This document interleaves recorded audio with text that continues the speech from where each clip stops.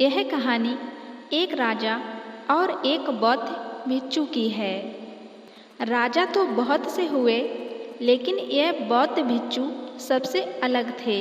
इनका नाम बौद्ध धर्म था। इस कहानी की शुरुआत एक परेशान राजा से होती है। राजा ज़्यादातर परेशान ही रहते हैं। वह राजा अपने मन को शांत करने का बहुत प्रयास करता है, पर उसका मन शांत नहीं हो पाता। वह अपने राज्य के बड़े बड़े विद्वानों को अपने महल में बुलाता है और उनसे उपाय पूछता है। लोग तरह तरह के उपाय राजा को बताते हैं, पर कोई भी उपाय काम नहीं आता है। एक दिन एक व्यक्ति राजा के पास आता है और कहता है, आपके मन को शांत करने का एक उपाय है। राजा उस व्यक्ति की बात सुनकर बहुत खुश हो जाता है और उस व्यक्ति से कहता है, यदि तुमने ऐसा कर दिया तो मैं तुम्हें उतना धन दूंगा जितना तुम मुझसे मांगोगे। वह व्यक्ति राजा से कहता है, आपका मन मैं तो शांत नहीं कर सकता, पर एक सन्यासी है जो आपका मन शांत कर सकता है।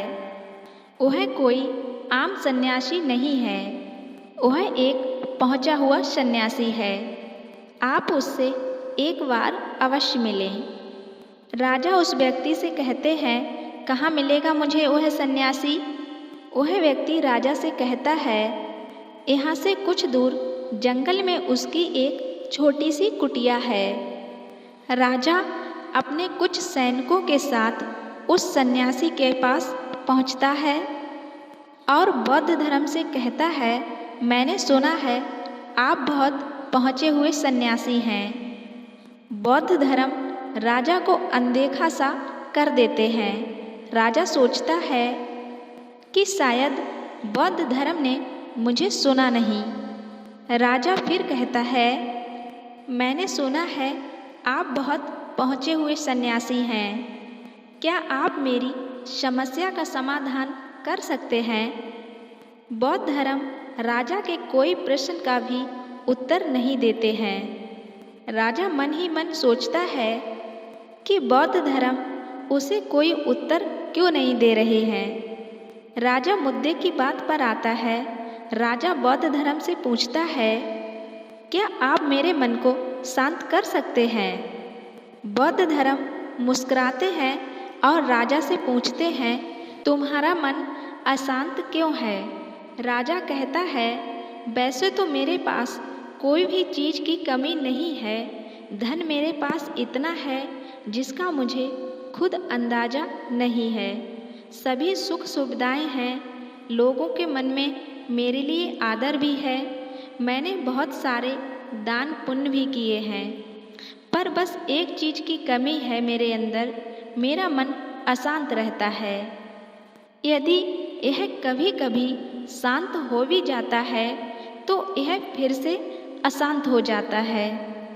क्या आप मेरे मन को शांत कर सकते हैं?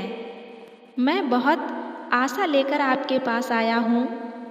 बाकी तो मैंने सब उपाय कर लिए हैं, बस आप ही मेरी अंतिम आशा हो।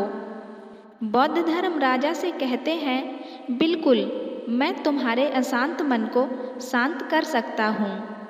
राजा बहुत खुश होता है। राजा कहता है, उसके लिए मुझे क्या करना होगा? बौद्ध धर्म मुस्कुराते हैं और कहते हैं, कल सुबह तुम मेरे पास आना, पर ध्यान रहे कि अकेले आना। राजा कहता है, ठीक है, मैं कल सुबह आपके पास आ जाऊंगा। बौद्ध धर्म कहते हैं, पर एक बात और ध्यान रहे, अपने अशांत मन को अपने साथ लाना। राजा सुनकर चौंकता है और सोचता है, यह कैसी बात कही बौद्ध धर्म ने। राजा कहता है, आपने क्या कहा? कृपा करके एक बार और बताएंगे? बौद्ध धर्म राजा से कहते हैं, तुम कल सुबह जल्दी आना और अपने अशांत मन को साथ लेकर आना। कहीं ऐसा ना हो कि तुम उसे अपने महल में ही छोड़ आओ। राजा सोचता है कि यह व्यक्ति कोई पागल तो नहीं है, पर क्योंकि अब राजा के पास कोई उपाय भी नहीं है, इसलिए वह सोचता है कि एक बार प्रयास कर ही लेना चाहिए। अगले दिन राजा सुबह सुबह अकेला बौद्ध धर्म के पास पहुंचता है और कहता है, मैं आ गया। बौद्ध धर्म उस राजा से कहते हैं, तुम तो आ गए ठीक है, लेकिन तुम्हारा अशांत मन कहाँ है? लाओ उसे मुझे दे दो, मैं उसे अभी शांत करके तुम्हें दे देता हूँ। राजा कहता है, आप यह कैसी बात कर रहे हैं? आप इतने पहुँचे हुए सन्यासी होकर यह भी नहीं जानते कि मन कोई ऐसी वस्तु नहीं जिसे मैं उठाकर आपको दे दूँ। मन तो मेरे भीतर है। बौद्ध धर्म राजा से कहते हैं, ठीक है बैठ जाओ और अपनी आंखें बंद करके उस अशांत मन को अपने भीतर खोजो। राजा अपनी आंखें बंद करके उस अशांत मन को अपने भीतर खोजने का प्रयास करता है।